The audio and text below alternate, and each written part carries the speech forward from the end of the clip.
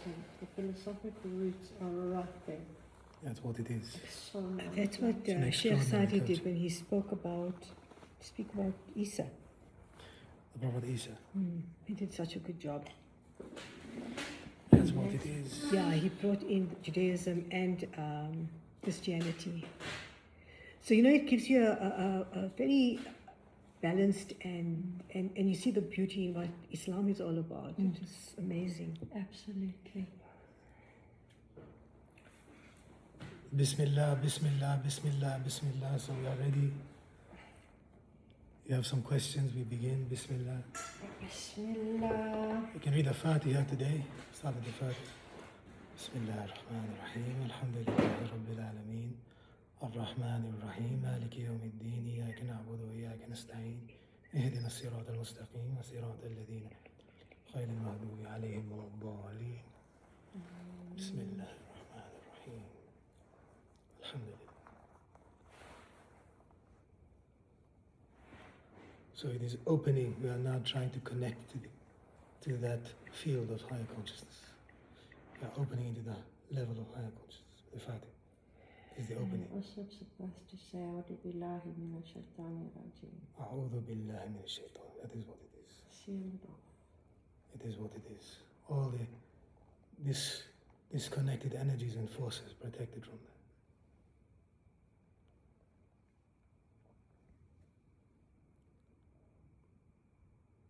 Now, Bismillah. Bismillah. Yeah, I'm just looking at some of the questions, but I want to take a little bit more of a Quranic perspective on it. Bismillah. Let's do that. And these come from the Hamim series, right? Right.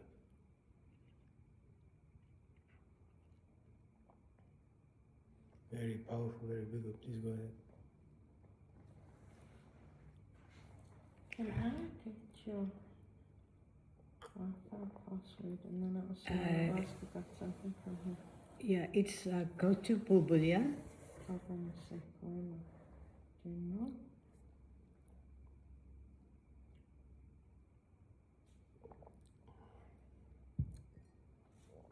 I'm just going to get my Okay, Quran fine, right. My no. English. Please get your Quran. I can get it. I just want to get the English one. What is for me the real delight at this moment in time is relating the Quran to this universal level of consciousness. So for me, it is seeing how the Quran is a universal disclosure, but it is accessible in our language here and now. So this is the stuff that I wanted. This is what I want to talk about. So it is about cosmic consciousness. Quran is all cosmic consciousness. Quran is all about the universal level. It is about the ultimate level of consciousness. And it is how it relates to this level of life. It is connecting the ultimate and the relative all the time. Beautiful. Oh, I love that. I want to maybe bring in something that one of my friends said.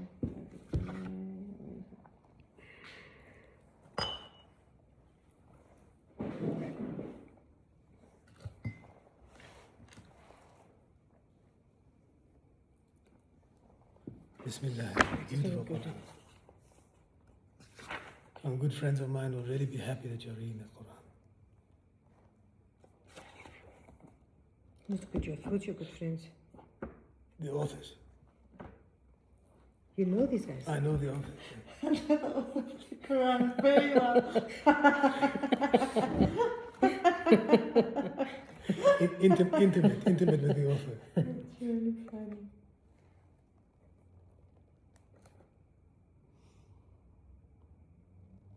The author of time.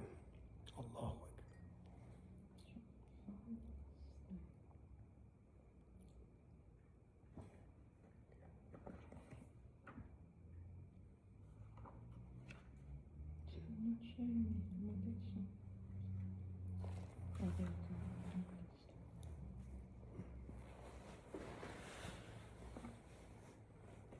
Okay, if you look at Surah Ghafir, Surah Fatih, right? Surah Ghafir, right. Bismillah. Surah Fatih, it's verse. Is this Surah Fatih? No.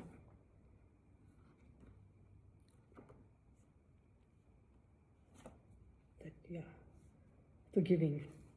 I just want to go to verse between 40 and 46. It brings the brings us back to awareness. Right. I'm going to ask you the question. I just want to go to the.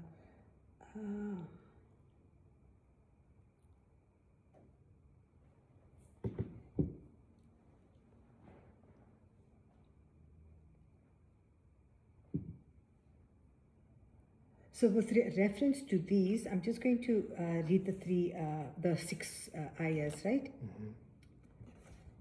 Whoever does an evil act will only be repaid with its equivalent, but whoever acts rightly, male or female, being a believer, such a person will enter the garden provided for in it without any reckoning. Right. Many people, my people, how is it that I call you to salvation while you call me to the fire? Right. You call me to reject Allah and to associate something with Him about which I have no knowledge, Right. while I call you to the Almighty, the endlessly forgiving. Right.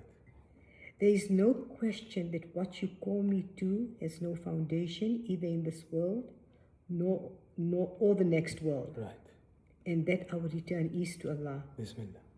and that the profligate will be companions of the fire. Right. You will remember what I am telling you. I consign my destiny completely to Allah.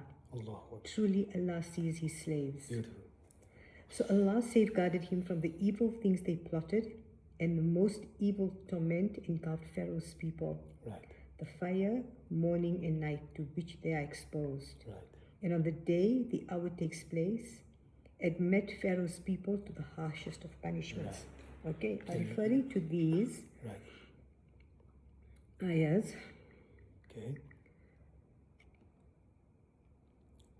do I truly believe that Allah knows what is hidden in my heart? That is your question. Yeah.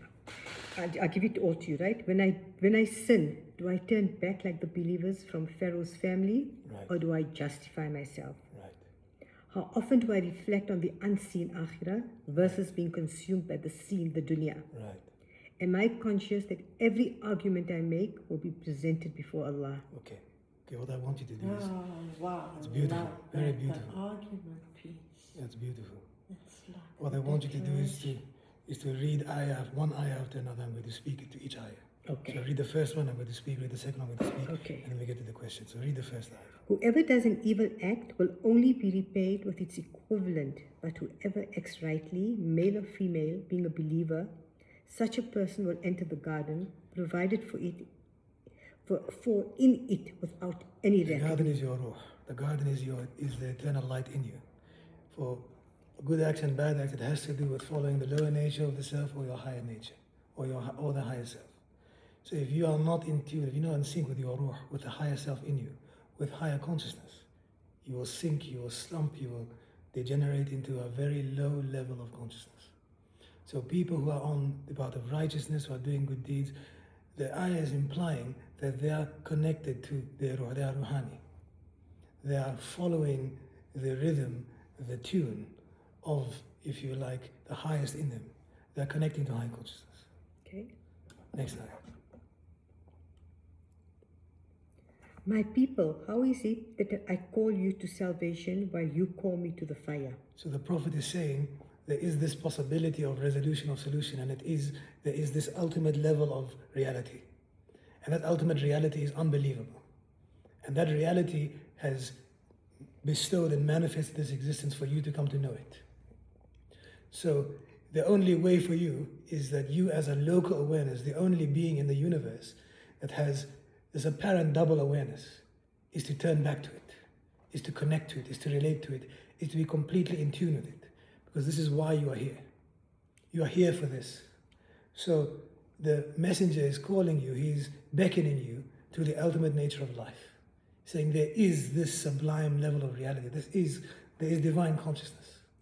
And if you as a human being do not accept it, you are condemned. Because this is your potential as a human being. You've been created for this purpose. You call me to reject Allah and to associate something with Him, about which I have no knowledge, while I call you to the Almighty, the endlessly forgiving. This is about the pull of gravity. whereby we get stuck in a lower level of consciousness or awareness. So the things of one's life, the fixations, the obsessions, the travails, the difficulties, the challenges, even the good things in one's life become that which one worships, that which one is obsessed with. So it is saying that at a lower level of consciousness, there is this tendency in man to veer towards that which is ephemeral. We deify those things. We turn them into idols.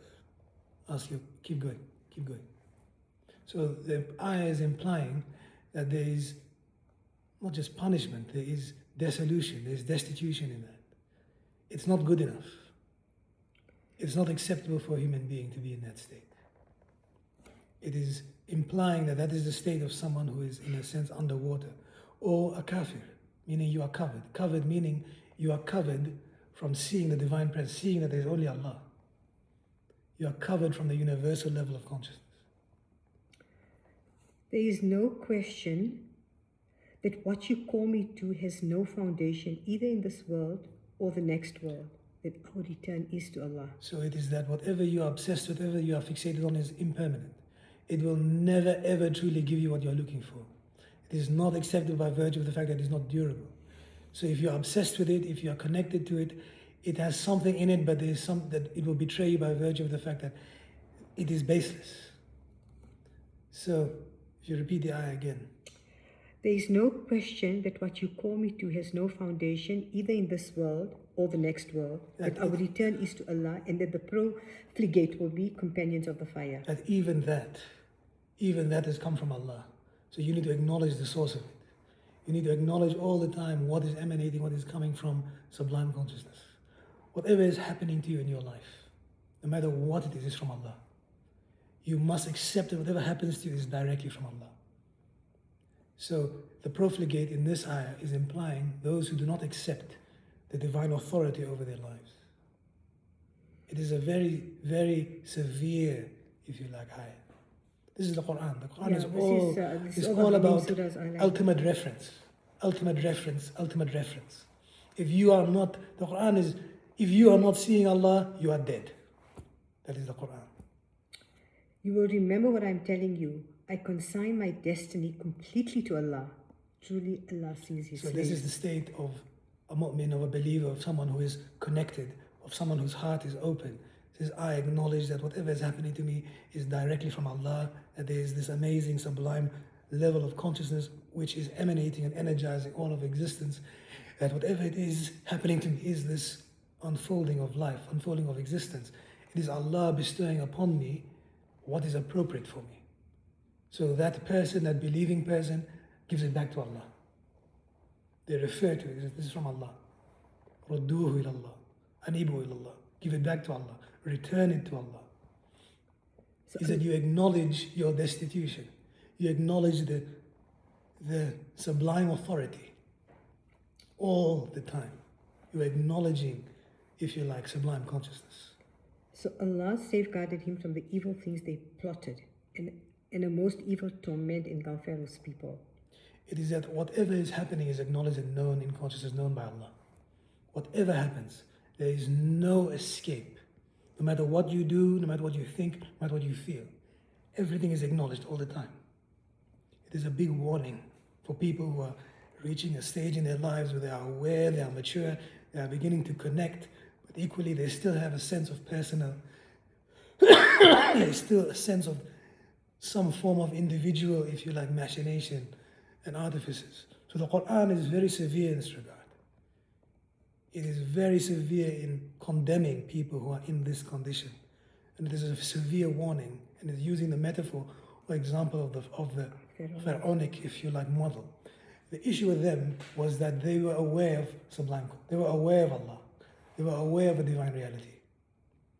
But they had this issue of the personalized Godhead. He says, I am it. The Prophet Musa comes to you and says, there is only it. There is no you. No you. No possibility of you having a durable existence. There is only reality. So this is the metaphysical conflict that plays out in this amazing narrative with the Prophet Musa and the pharaonic, if you like, imperial culture, or imperial, if you like, structure.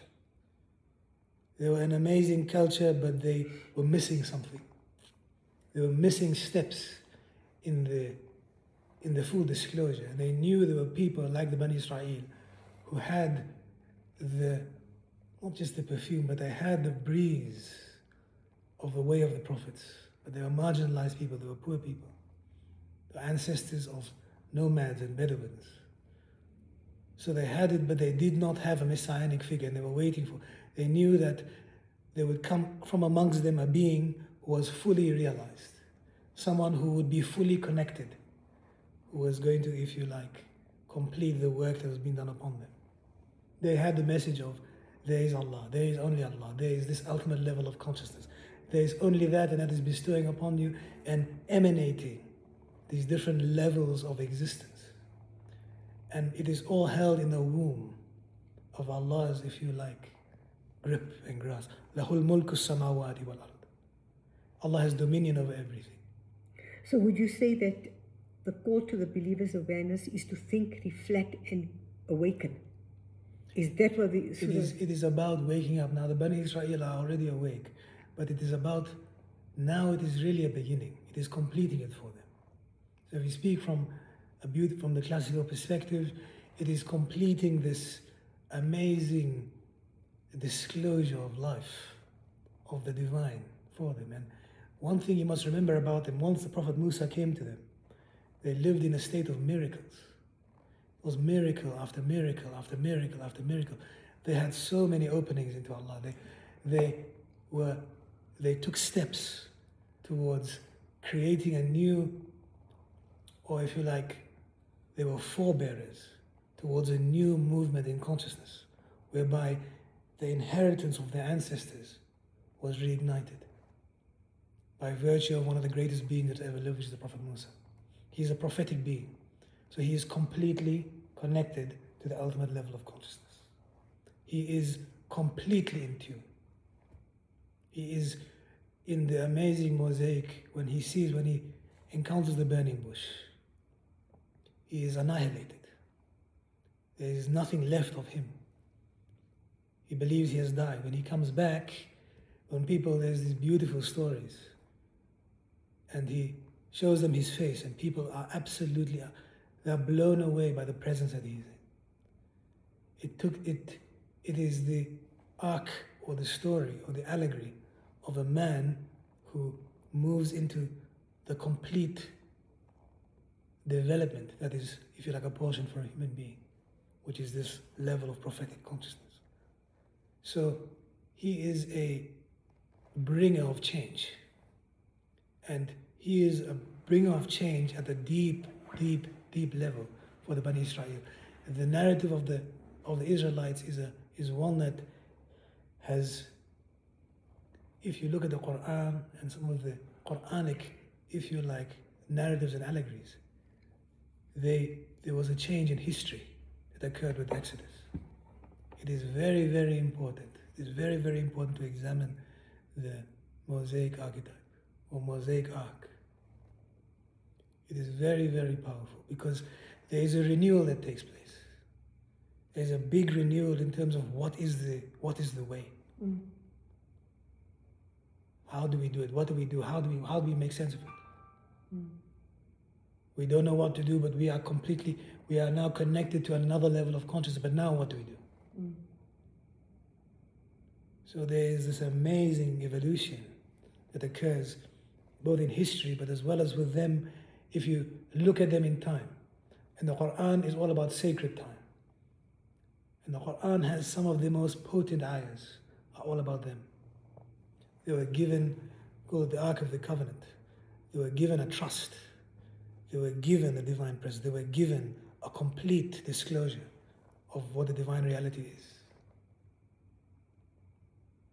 It's unbelievable what has happened with them. We take it for granted because they had traces of the message via Ishaq and Yaqub and Sha'ib and Yusuf and a few of the shamans who in their own way popped up in Egypt, who accepted the metaphysics of the Egyptians but said one.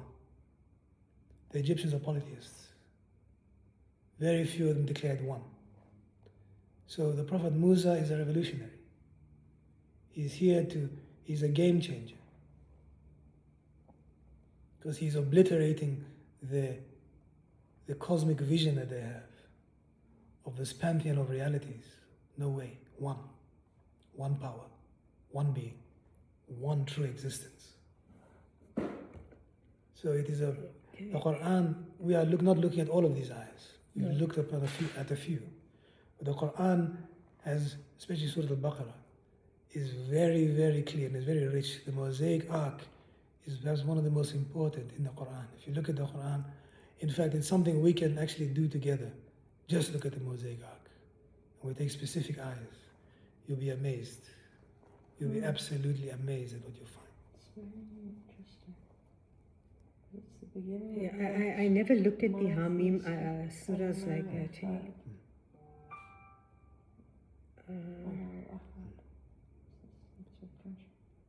It is the last part of the Quran is a very beautiful compilation of some of the very concentrated ayahs from the Prophet Muhammad. The Quran's chronology, the way we read it, is not how it was really, how it is not the tanzeel of the Quran. The tanzeel of the Quran was completely different. So when Muhammad put it all together, he did it in a way that made the essence of the Quran available for people who would read it. He put it together at the end and says, this is how I want people to read this Quran. But in terms of the evolution of the community of the people of Muhammad, of both in Mecca and Medina, it is what comes upon him in the moment in order to disclose something to them. There's a divine message that comes upon him in that moment, and he says something. And they interpret it and assimilate it and process it, and they change their lives. Because they have within them a prophetic figure. They have a prophet. So they can't, so the message, they are evolving in their time with him. And it's at the end of his life that the whole thing comes, the deen, the whole thing comes together. There's some amazing ayahs in the Quran that are about this, that go to the second Hajj, and all these amazing moments in the history of the Muslims. Certainly this day I perfected you for your deen and chosen Islam for. That is one of the most unbelievable moments in Islamic history. It's the day the deen was complete for them, because they are waiting for it to be completed. It is unfolding with them in the same way our lives and our spiritual process are unfolding with us. So this is how I see it.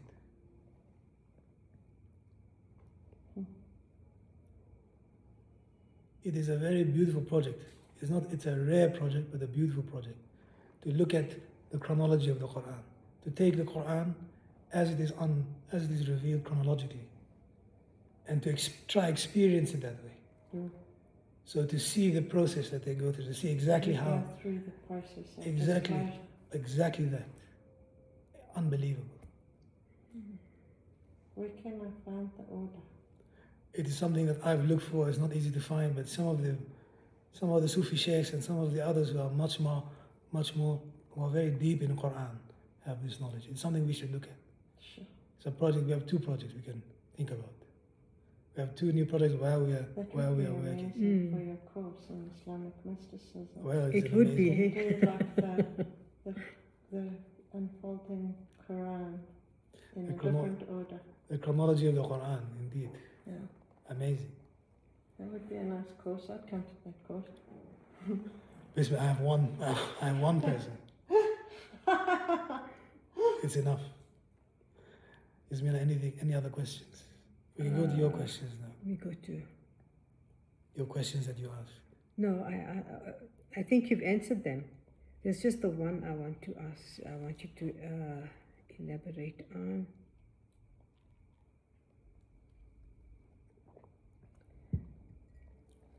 Oh, I said, am I conscious that every argument I make will be presented before Allah?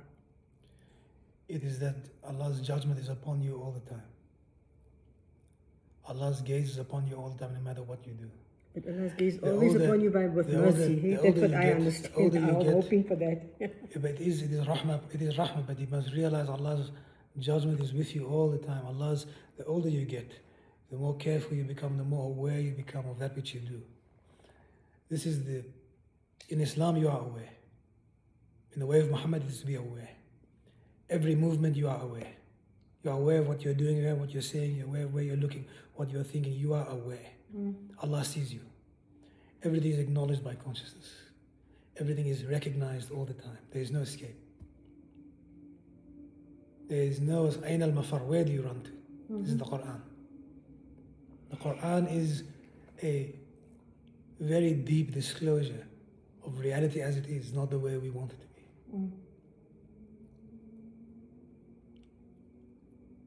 There are so many beautiful ayahs. If I tell you what I'm thinking about, there is an ayah in the Quran that talks about the prophets, and it says, and he has given him the message and they are turning away from it and they are talking to each other about whatever it is, and yet he gives it.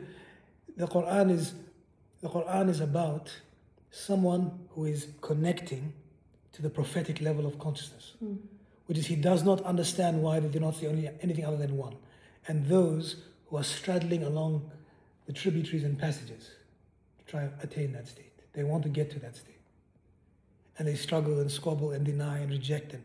So the Quran is looking at all of these different facets of consciousness, all of these different facets of the inner dynamics of the self.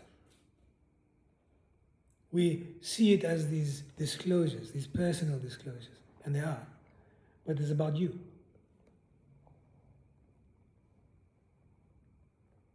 So it is not about being overwhelmed. It is that the Quran modulates between Jalal and Jamal. It is both majestic, and then within the majesty you find beauty. Within that super awareness, you find Allah's rahmah is there. Allah's love is there. Allah's guidance is there. Allah's subtle light is there. Allah is beckoning you all the time in the most beautiful way. The roses are yellow. The coffee is warm, whatever it is. The tea is a good temperature and sweet, but there is a bitterness to it. So you need to accept it is what it is. A lot of people suffer. When you accept the majesty, you'll find the beauty is there. When you accept the beauty, you'll suddenly discover the majesty. The two connect. One is inside the other.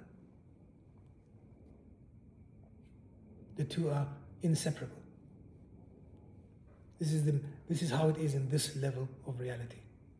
It is opposites, interchanging, complementing and opposing each other, indicating unity, emanating from, returning to the ultimate one. So it is sifat Allah, and it is actions of Allah. So it is 3 levels of Tawheed. Tawheed Af'al is unity of action. Everything you do, your intention, your action, what am I doing, how am I doing it, your mind, your attention, your awareness. Until such time, whatever you do is unified. Unity of action. And you start seeing the qualities. You start seeing these amazing attributes. You start understanding what the field of generosity is. What the field of love, what is rahmah? Beautiful issue. What is mercy? You reflect upon it. Grace. You start seeing that no matter what happens to you, you realize that Allah's rahmah is upon you. That even if you didn't like it, you discover it was good for you because there was something there for you. So you declare it, Allah's rahmah is upon me. You start seeing the hand of rahmah upon you. You start seeing Allah's love and light upon you. Whatever happens, you realize, MashaAllah, Allah has done it. Then it is Subhanallah, glory be to Allah. Because you start realizing Allah has done this to me. How can you realize the power of the divine author? Then it is La ilaha illallah. You start really seeing there is only one. But you must go along this ladder of consciousness until you enter into the unified, until you really connect into the ultimate level of consciousness. And then there's no looking back. Then it is La ilaha illallah Muhammad Rasul. Why? Because there is someone who reflects it. The fully enlightened, fully realized prophetic being. Who is it? So there are 3 different levels of Tawheed. And the final is Tawheed al-Dat. Tawheed. Say them again. It is Tawheed Af'al, Tawheed al-Sifat. And in Tawheed al-Sifat, you find that there are these amazing bestowals of qualities. So you find yourself in a field of, a good example is a field of rigor. This Allah has bestowed. You are now in the sifat of rigor. You are now experiencing Allah's rigor. This is Tawheed al-Sifat. So that's Tawheed al-Sifat, the other one? Tawheed And al-Af'al. then there's Tawheed al-Dhat. Okay, so the first one of Af'al was Af'al is action. action. It is Rigor and- unifying unity at the level of action. Until such time you see oneness of action. Yeah. Then the oneness of attributes is when you begin to witness the Action. divine qualities. Action, attributes, qualities. And then the last one is essence. When you really see there's only the one essence, only the divine. Pure unity, pure Tawheed. Qualities and essence. The big stage that a lot of people reach at is they stay at Tawheed al-Sifat. Because it is rich, because it is all the manifestation of the qualities. So it is endless. We are now 99, but the Quran says there are 125 even more. Major Sifat. There are many. And you go through these amazing energy fields where you discover this amazing divine disclosure. So you experience the Sifat. And you have, love is a very good example because there are different types of love. Ya Halim, there is maternal nurturing love. Then there is ecstatic passionate love. There is pure love, there is total love, love of the divine. Ya Wadud.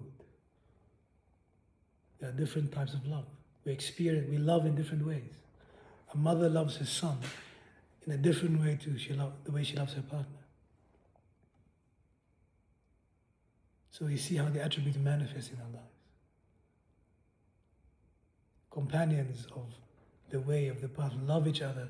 There's a certain quality of love that exists between them that is unique, that is rare, that is subtle. Allah is subtle, Allah is latif. When you discover the subtlety, the lutf,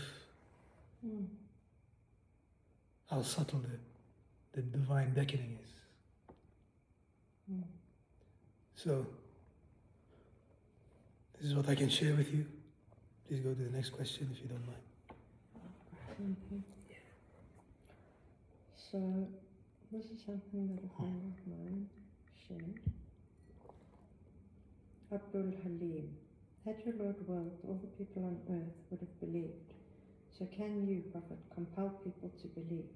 No soul can believe except by God's will, and He brings disgrace upon those who do not use their reason. That's Yunus, ayah 99. Beautiful. Then 100. And then the other one was Abdul Halim. If there were ever to be a Quran with which mountains could be moved, the earth shattered, or the dead made to speak, it would have been this one. But everything is truly in God's hands. Do the believers not realize that if God had so willed, He could have guided all mankind? As for the disbelievers, because of their misdeeds, disaster will not cease to afflict them or fall close to their homes until God's promise is fulfilled. God never fails to keep His promise. Arad, ayah 31. So my question is around this thing of we all have equal access. And how come some people don't see it, don't want it, don't care, don't want to hear? I don't understand this thing of closed hearts. It doesn't make sense to me that when someone is offered something, they can't see it. They can't, like they're blind, literally. So how is that? It is the Quran, this ayah, the last ayah in particular, is all about recognition. I'm going to use this word. It's all about recognition, acknowledging. The Quran is all acknowledge divine consciousness, acknowledge Allah, acknowledge the ultimate consciousness. What you find is that the tendency of the nafs is the opposite. The nafs is a shadow. So the nafs is a projection of the ruh. The nafs wants to be the ruh. Yes. It wants to be the king because it is the shadow of the king. So we are in this amazing interplay of watching, of discovering who you really are, what you really are. And you find the more and more you attune your personal state, the more likely you are to see the shadow for what it is. What we have here is two very beautiful. I want to go back to the first one, but I'll go to the second one first. The Quran is لو أنزلنا هذا القرآن على جبل لرأيتم خاشعين. It is if this light descends, if this presence descends upon a mountain, the mountain is annihilated. It cannot handle the presence. This is what ultimate consciousness is. This is the power of the light. If this light descends upon you, there is no possibility of there being a you. So there is this shadow play that exists when the sun rises and the midday heat is scorching, and as the hours go by and you watch or you walk in the forest, you see the shadows of the trees get bigger and smaller, they wane. So the nafs is like this. It is always there. The shadow is always there, because if it is not there, there is no you. So while we're in this world of shadows and disguises and artifices, there has to be something of a self in order for you to make sense of this world. So we are on a journey that is moving through different domains of consciousness. And that process is more and more the disclosure of the ultimate self, of the true self with you. And it includes denial, it includes rejection, it includes confusion, it includes uncertainty. It is a very important issue. The Quran is severe, because the Quran is saying, this prophetic being has come to you, who is exploding with the divine presence. If you can't acknowledge it, there's no way back. And what happens around people like this, whether they be masters or, there's a lot of these dynamics around the person's personal sojourn begin to play out. So I interpret it this way. When people go through these passages, there's a lot of fog and confusion that comes up. And sifting through that is very much part of the path. That is the whole path. It is becoming more and more aware of all the shadows, all the interference. And the only interference is the nafs. How clever we are, how deceptive we are, how difficult we are, how, the nafs is an imposter. And it is acknowledging the thief again and again. It starts with acknowledging the thief. How? It says this is the conundrum, but now shadow upon shadow.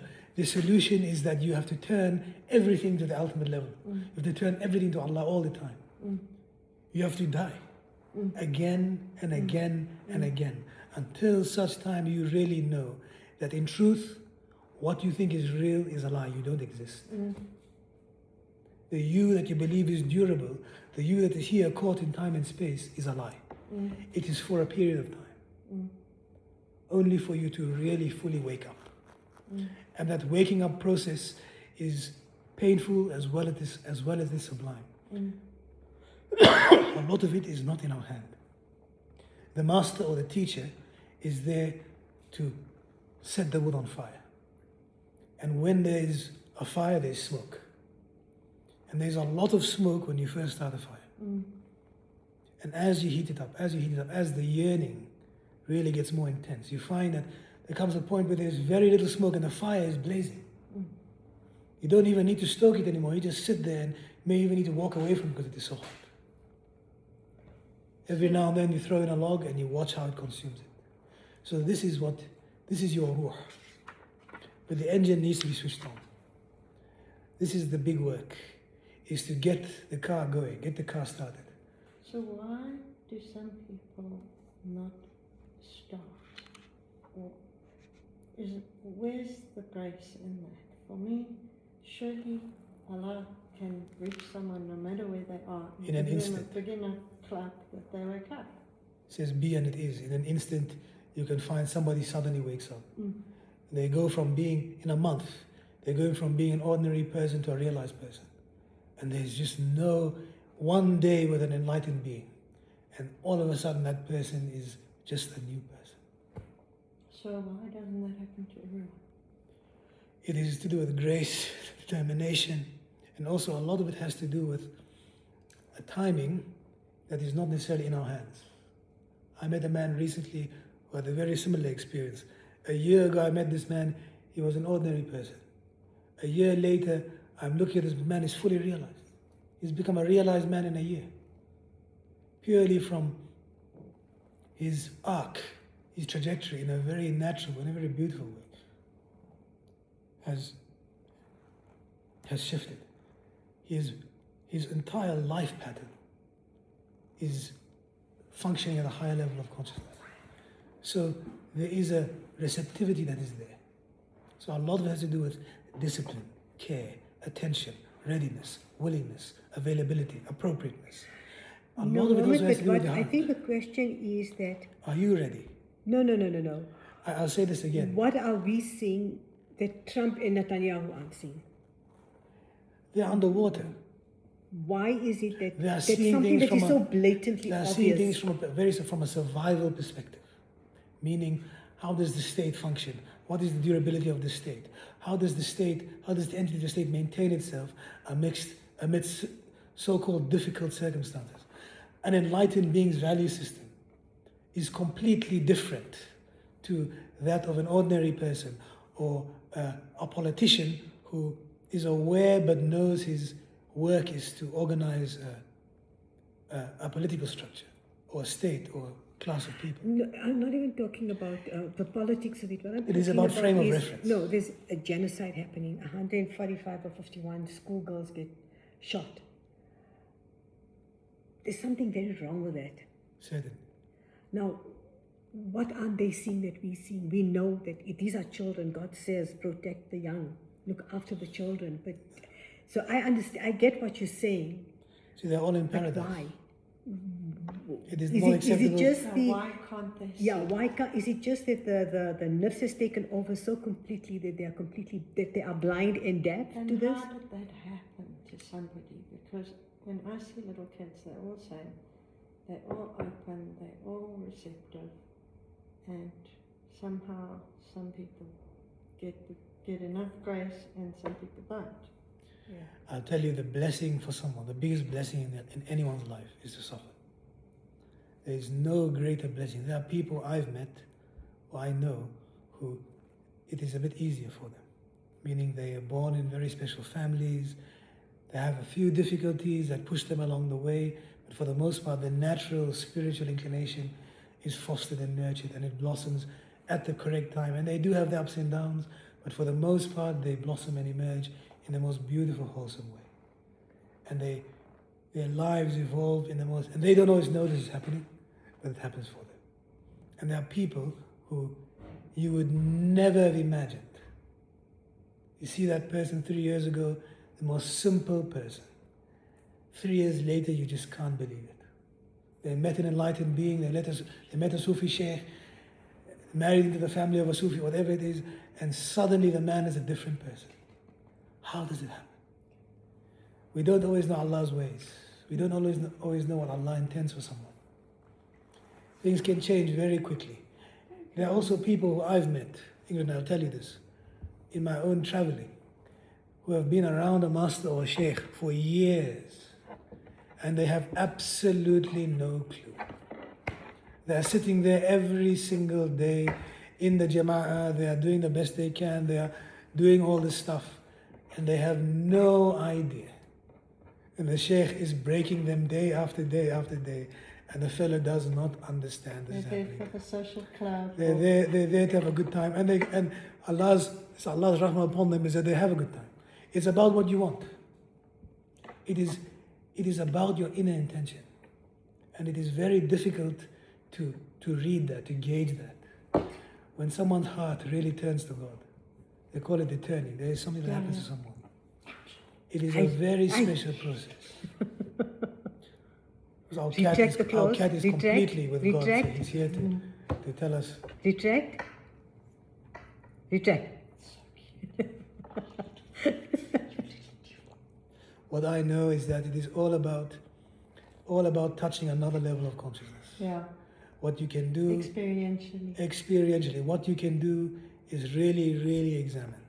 And the suffering you have, the difficulties you have take you through the levels of purpose. Purpose upon purpose upon purpose upon purpose upon what is the purpose of this? What is the purpose of that? What is the purpose of this? Until such time you get to the very essence of it. And you're knocking on the door of the kernel. What is the essence of it? What is the purpose? What is the purpose? What is the purpose? And Keep then you have to burn. orienting. Keep going. And then you have to burn. And if you're fortunate, you'll find a nutcracker who will crack that shell open and show you inside of it is something delectable. And once you taste it, no way back.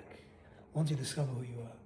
once you touch a higher level of consciousness in you, once you are touched by the light of your ruh, no way back. Yeah, there's no way back. No way back. No matter who you are, no matter where you are along this amazing ladder of consciousness. And you find that a lot of the Sufi, beyond other people's interpretations, and there are interpretations, a lot of the Sufi sheikhs, if you look at their lives are very difficult.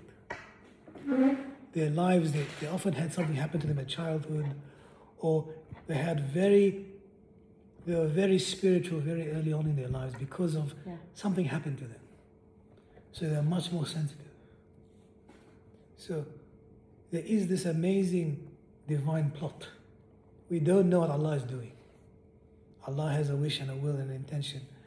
And Allah has chosen people for a purpose. And you realize if we really begin to accept this, you find things are better than you think they are. He knows it, you know it, I know it.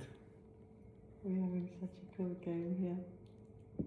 And he gets hurt when he doesn't find it, but he keeps looking. Look at him. Goes for it.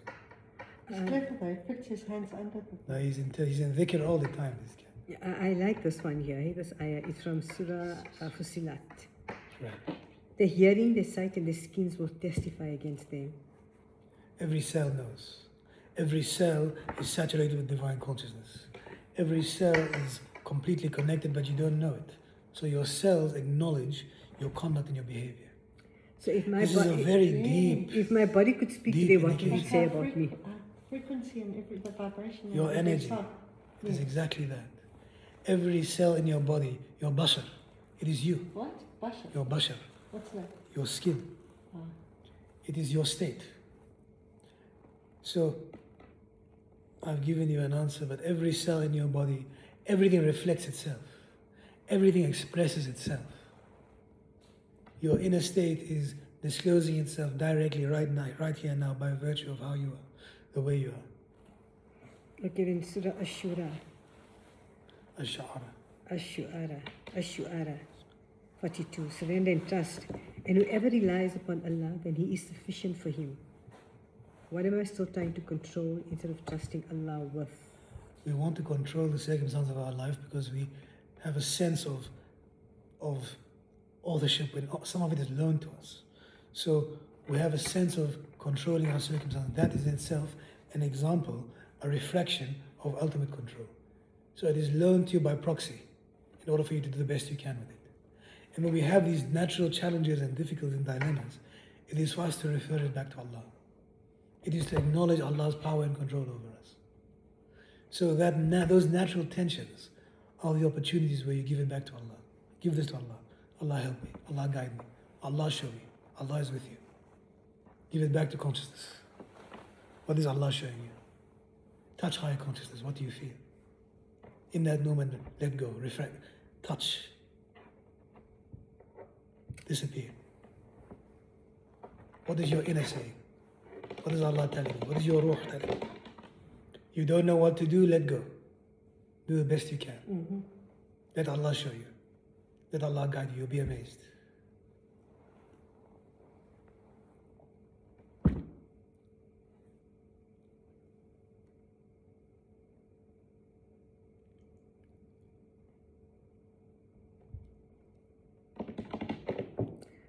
Surah Al-Ahqaf. My Lord, enable me to be grateful for your favor. Do we actively express gratitude? It is the most natural dynamic state because once you start acknowledging divine presence and divine consciousness, in your heart, you cannot but feel a sense of deep gratitude and fulfillment. You must. There is no other way. These are the most natural states. Gratitude is a state. It's true. Shukr is a so state. True. That's why one of the dhikr we have is Alhamdulillah wa shukrillah wa shukrillah alham. You are drifting on the waves of gratitude back into the ocean of reality.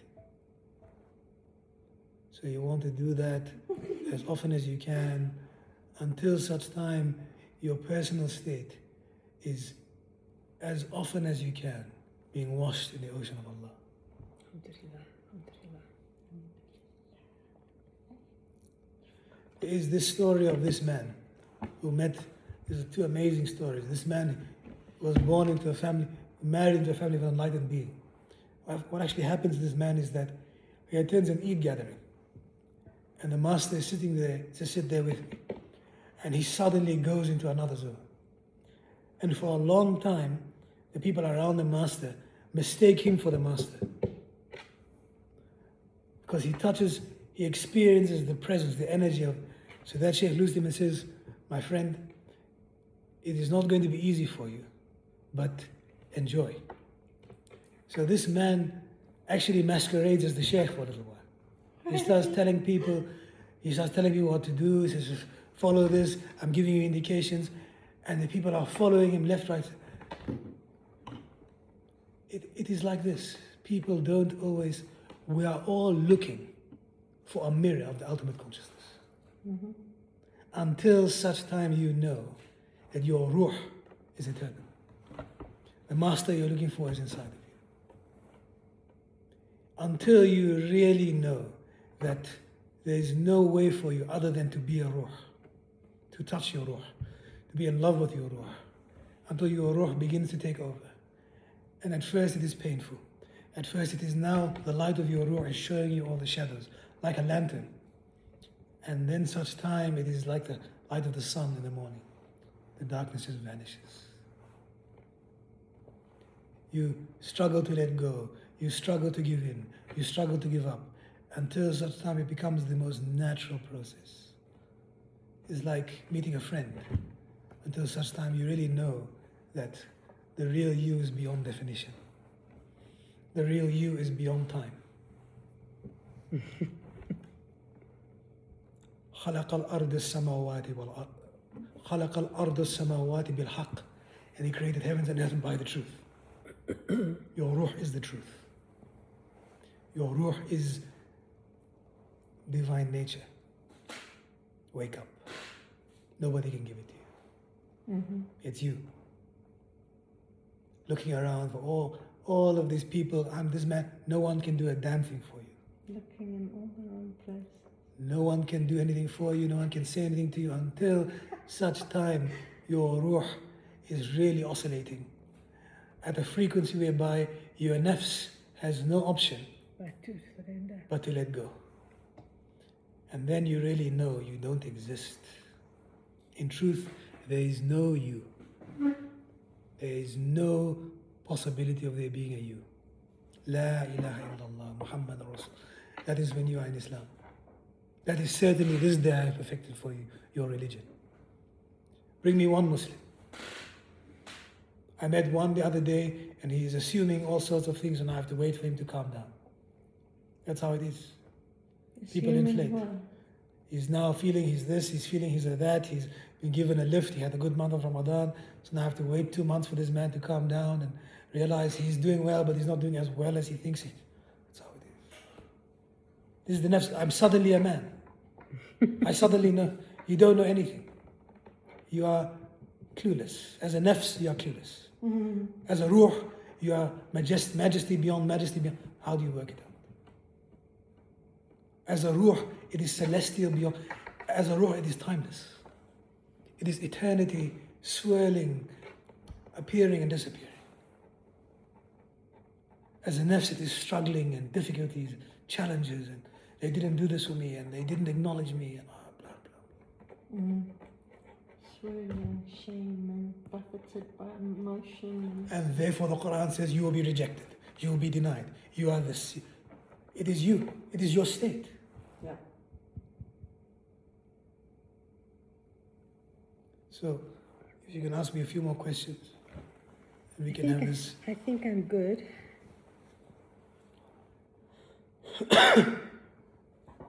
There is this ultimate level of consciousness. And the more you touch it, the more you realize that you are vanishing into the vast ocean of pure existence. And it is thrumming with life.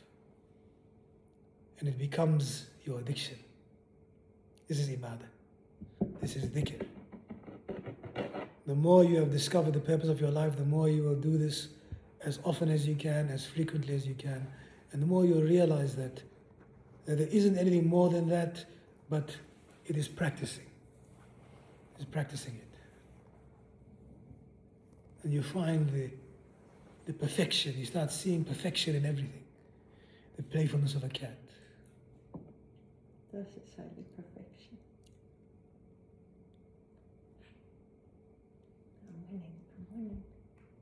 I'm winning. Anything we can talk about, anything while we are here together, anything we can talk about.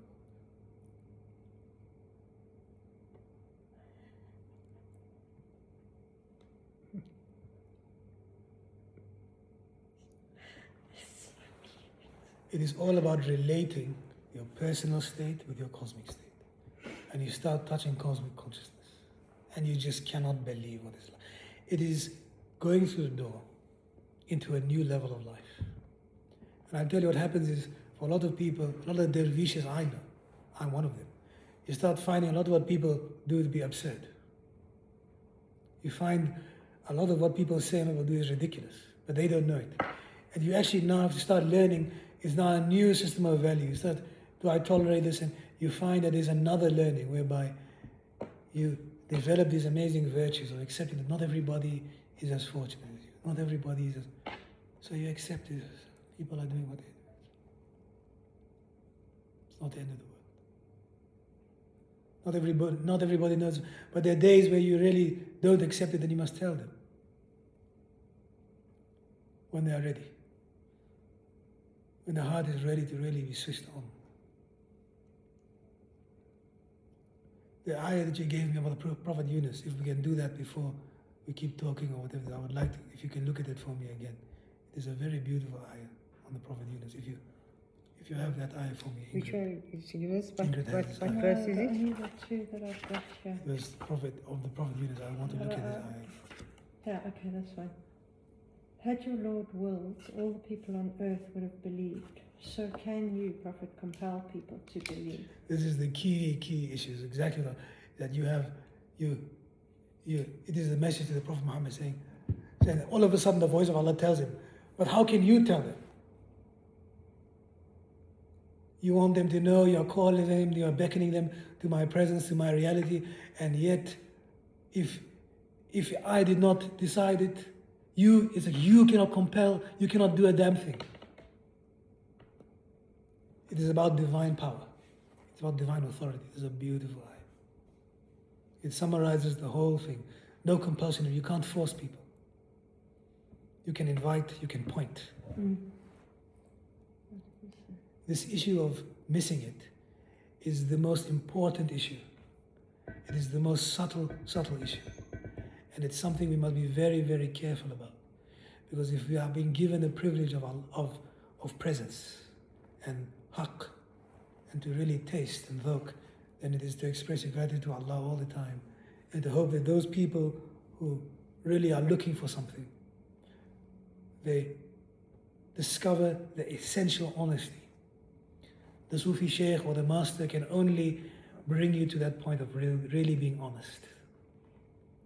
Some people have to search, and it's good for them to search. They may not be aware that they're searching, but they discover that they're searching.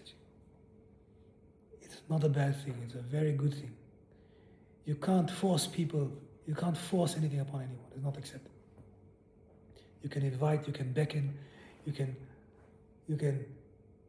disclose, you can sing the song and hope that people's ears are sensitive enough to hear it.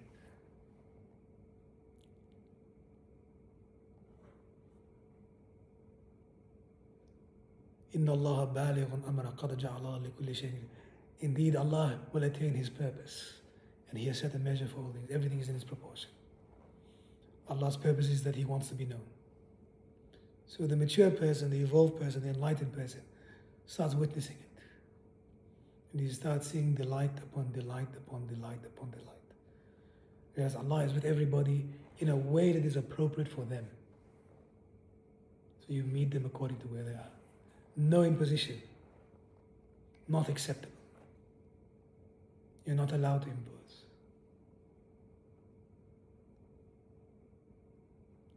إنما العسر يريدكم اليسر. I Allah wants for you ease. It's easy.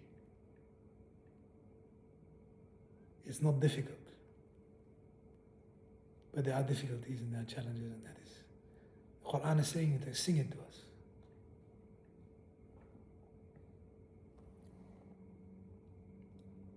خلق الأرض السماوات بالحق. I created heavens and earth by the truth. Meaning it is first the truth. First there is the immutable, indomitable, constant, perfect presence. And from the truth comes heavens and earth. Sure. Be obsessed with it. Be in love with it.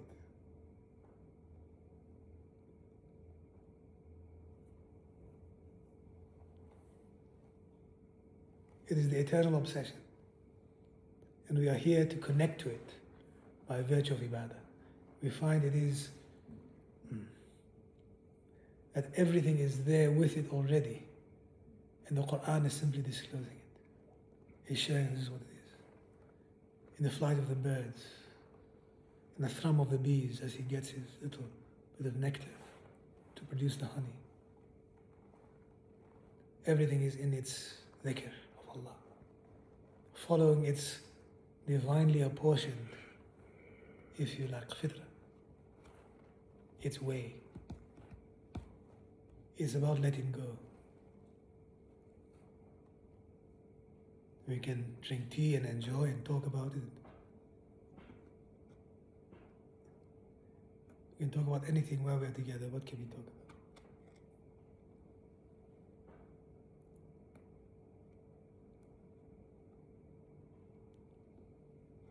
I was listening to a lecture today about how in Nairobi we used to just look at the mountains and watch the light on the mountains and the clouds, and it was like the science of consciousness. It's not made up, it's experiential. And then Rabbi al-Basri used to watch flowers. She'd watch a flower the whole time until it had bloomed. She is an Taking amazing being. that much time to sit and behold and to experience consciousness in that way. She was an amazing being who was a perfect lover. That's what she was. She was a perfect lover. She had unreserved, unconditional love. So she understood what very few people understood. And she lived in the bestowal that was upon her. She was amazing. She knew nothing other than this obsession which transmutates itself into love.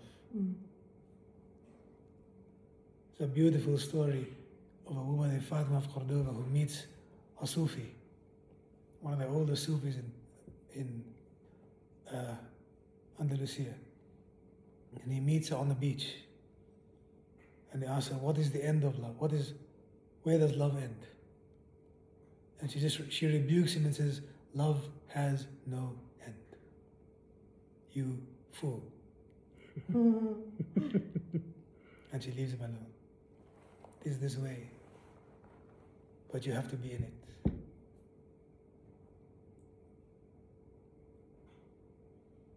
You have to really know it. And then it is.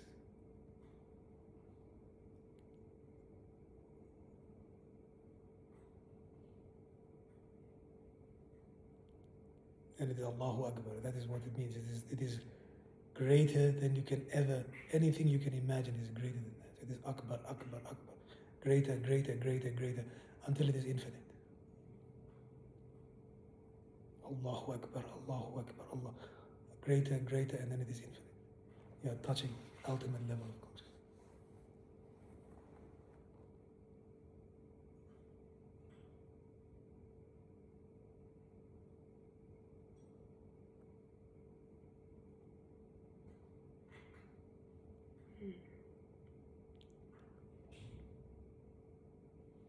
And then we are political. You come down and you just know what to do. Prophet Muhammad was an amazing being. What a being he was. The final master. That's what it is. Master of love. He was a master of love because he had perfected his love. everybody knows is about it.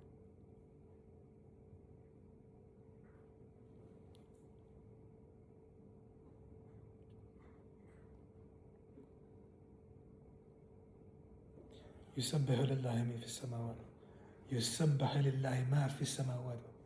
There's everything in existence is glorified. يسبح لله ما في السماوات وما في. Everything in existence is glorified. حقيقة. So we can leave it there if you want, or we can talk about other stuff if you want to talk about it. No, I'm good. I need to just go and shut eye a bit. You sure you have no more questions? Not for now.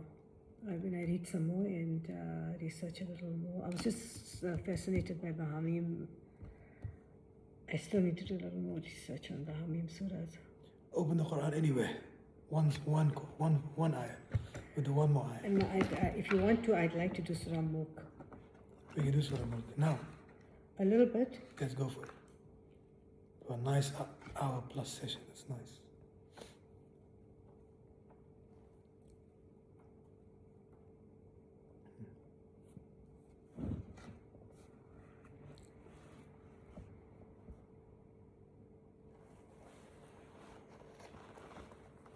Okay, shall we do the first 5 ayahs? Go for it. Okay. Bismillah, in the name of Allah, all merciful, most merciful. Blessed be he who has the kingdom in his hand. He has power over all things. He who created death and life to test which of you is best in action. He is the Almighty, the ever-forgiving. He who created the 7 heavens in layers. You will not find any flaw in the creation of the All-Merciful. Look again. Do you see any gaps? Right. Then look again and again. Your sight will return to you, dazzled and exhausted. We can defeat. We have adorned the lowest heaven with lamps and made some of them stones for the shaitan, for whom we have prepared the punishment of the blaze. Right. Okay. Bismillah ar-Rahman. I want you to read it going again slowly. Okay. Very slowly. Read it. And I will Blessed be he who has the kingdom in his hand. He has power over all things. Everything belongs to ultimate consciousness. Everything is emanating from and, if you like, being energized with the ultimate level of consciousness. He who created death and life to test which of you is best in action. He is the Almighty, the ever-forgiving. Death and life are the opposites, which Reality. are two of the key opposites, which are of the big oscillations at this level of consciousness, whereby the eternal nature or the eternal state is discovered and disclosed. So for a human being, it is the ultimate motivation to reconcile your death. And by reconciling your death, you discover the purpose of your life. So the two connect to each other and combine. Death is the key to life. By having a relationship with death, you discover what life is. By touching upon life, you discover what death is. You understand what this amazing transitory existence is, what it means to be here for a passage of time. You reconcile this key, if you like, duality. He who created the 7 You heavens discover in that you layers. are Ruh. Continue. He who created the 7 heavens in layers. You will not find any flaw in the creation of the Almighty. There are different layers, different levels of reality, different levels of consciousness, and each of them is much more intense than the other, ascending towards the ultimate. Equally, you have these levels in you. You have different stages of evolvement. It's one way of seeing it. Different stages of realization. But equally, the deeper you go, you realize the light of your ruh, the nur of Allah in you, is so intense that we have these amazing classifications. That power, if you like, discloses itself in different degrees of intensity. Look again, do you see any gaps? Then look again and again. Your sight will return to you, dazzled and exhausted. It is that now, say, repeat the ayah. He who created the 7 heavens in layers, you will not find any flaw in the creation of the Almighty. Look again. Do you see any gaps? Then look again and again. Your sight will return to you, dazzled and exhausted. This is the lens of a realized person. This is the lens of someone who has just woken up. That you no longer see a fault or flaw. You no longer see a break or problem. This is the state that person is in. That you are seeing that everything is perfect. And then the Quran says, now look back again. Do you find any fault? And you can't. In the Enneagram, it's holy perfection. It's one of the holy ideas. Beautiful. Beautiful. Associated with one of the points, and the nafs state is a constant anger and resentment and a resistance to what is. And then through the friction with reality and the transformation of the nafs, they begin to find serenity and the holy idea of holy perfection. So in the serenity, they start to see this perfect reality of whatever's emergent is perfect. That's it. That's exactly it. So for each of the types, each of the 9 points, it goes from the vice, which is the nafs's state of struggle, to the virtue. And those are serenity, humility, equanimity, veracity.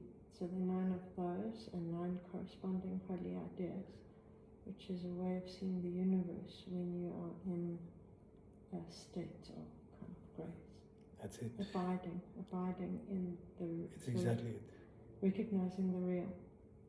So, That's exactly it. yeah. It is the Rohani state.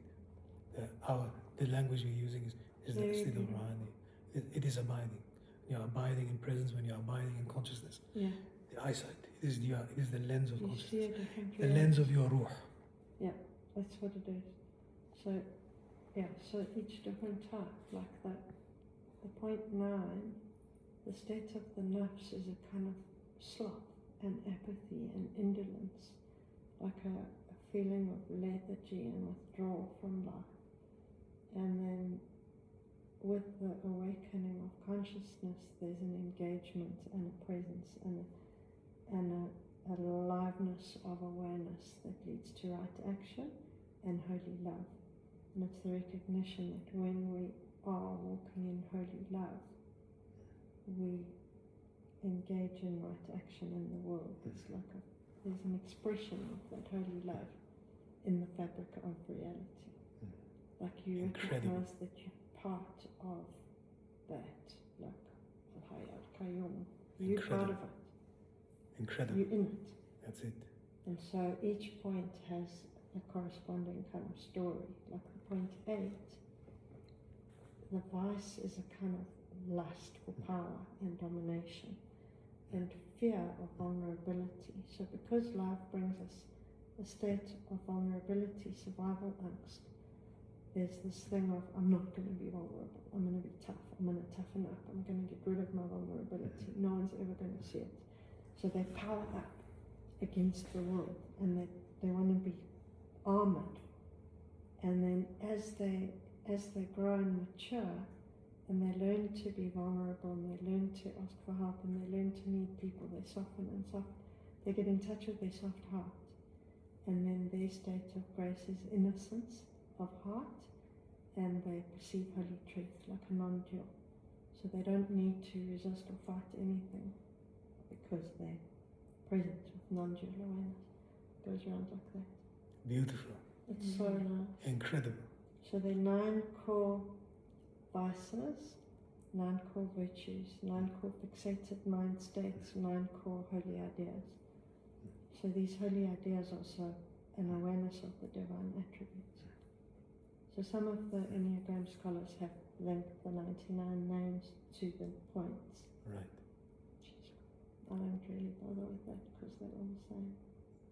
Amazing.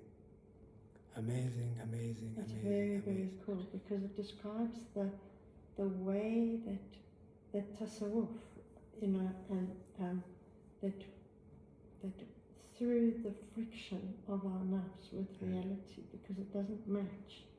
Our nafs is not accurate. It is just not. And it's because we keep on smashing into reality, the real dishes it up. And our nafs, like, doesn't work. So through that friction, then we cultivate the inner observer, we're able to see this nafs working. And then we start, like if you can't resist reality anymore, you have to be serene. Like the ones that are stuck with that, she says, you know, I had this building project, I wanted to get it finished by November, and then it just started raining. She's like, stop, there's nothing she can do. It's like, she has to be serene. She's forced to find serenity. That's it. And then she experiences serenity, but we will be forced. Right. Our nafs will be crushed, one way or another. It is Whether getting, we sign up it for is a it high or not. intensity compression chamber. The whole of life. Nowhere to go other than to be You come along or be dragged. completely compressed into the moment. You find will be. Yeah, you will be. the way I see it is everything is happening in consciousness. With consciousness, everything is developing, everything is unfolding. So it is allowing it to happen. It is being brave enough to let it happen. To let one's guard down, to accept the ebb and flow of the field of consciousness. And accept that Allah is doing to you what He's doing to you, He's showing you what He's showing you, and you accept that is that. And you're gonna get lost a bit unconsciously. You don't even realize you're lost until you do. That's it. It's like, oh, I went that way because of the inclinations of the nafs. It's like that particular hunger, that particular longing, that fantasy, that self-delusion took me there, and then, douche, oops. And like Rumi says, he says, be grateful for everything that drives you back to the Musalla. That's what it is. And, Because you'll get your clap. You'll go there and you'll get a fat clap. and you have to take a wrong turn to know that you took a wrong turn. Yeah. So that's how it is. Like me and you, we're going to do this and going to get a clap. Alhamdulillah. Okay, I think we're good for now. We're good for Yet he now. can't decide whether it loves me or wants to kill me. Those are love bites. When he bites you, I call it love bites. He's loving the game. So we have two other projects, but we talk about two nice, beautiful projects. Okay. The Mosaic project, and we have the Quran project. The Mosaic project we must do. Mosaic I project. remember when I did Religion Studies 101, the woman was talking about the big revolution with the Jewish revelation was that God became portable for the first time. Because before there were lots of idols and, She has and a- even in Egypt, She has a sense of humor. That's yeah, that's and she was basically- Jewish. She said, you know, we used to have these representations of the deities. The Temple of Hathor was the statues. And then the Jews got the Ark of the Covenant and the law, and God became portable. And then had to become universal because that just was a bit easier. I tell you, More convenient. I'm going to give you some homework, and I'm going to give you some homework. It's my own it's my own study, but it's something. Surah Baqarah 1 to 275. I'll send you the Please link, do. and you can go through it. It'll take you 2 hours, but you can go through it. I go through it at least once or twice a week, on my own. We do it here in the house as well. But you can go through it. You can be with whatever you're doing. You can tune into, tune out of it. You can be with it. You can, but really be really with it. Yeah, I like Mishari Alafas. Rad al-Kurdi. This is the one. Try Rad al-Kurdi. Surah Rad al-Kurdi. I'll send it to you. I like Risham. He's very gentle. Rad al-Kurdi is a bit more majestic. I like, what's his name? Bassett, the Egyptian. Yeah. He's old school. Everybody loves him. Beautiful reader. Who you saying I must try? Rad al-Kurdi. Alright, Amazing reader. I need to excuse myself. I need Thank to you very much. Thank you so much. Okay. Thank you. Alhamdulillah wa shukrillah wa shukrillah. Alhamdulillah. You must do some more. This is the guy that's at Makkah. Sudais. This is the guy that's Sudais. outside. He's in Mecca. Yeah, Yeah, Sudais. this guy's from He's beautiful. another planet. He's my favorite. He reads beautifully, but he's also Israeli Eskisa. Really? Oh, Yeah. really? I'm not aware. Oh no. Oh no. Are you He's It's serious. absolutely beautifully. Hey? So there's How did that happen to him? Money. no, it's the Saudi government has to. Is there anything I can do for you? That is No, so goodness, wait. disgusting. I can't. How am I Yeah. going to listen to him? No, that's why I don't. I don't. And you know what? He captivates you. So when you sit and you listen, you want to. And what did